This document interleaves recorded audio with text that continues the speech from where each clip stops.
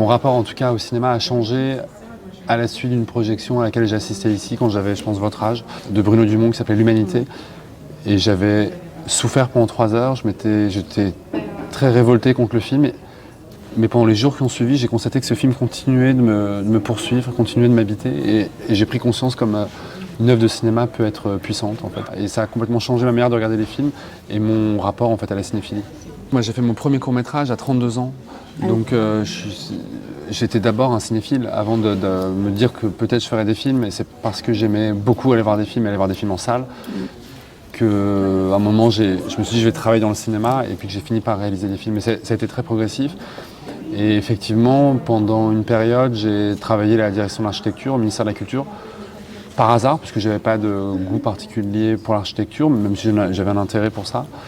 Et j'avais une chef qui était architecte, mais qui ne travaillait pas en tant qu'architecte, mais qui travaillait au service des architectes. Et je trouvais magnifique de voir comme elle était passionnée par ce qu'elle faisait, comme elle aimait ce qu'elle faisait.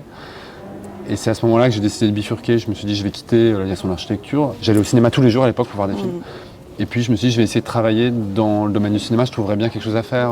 Donc j'ai pas commencé comme réalisateur, j'ai d'abord fait d'autres fonctions, et puis j'ai fini par réaliser.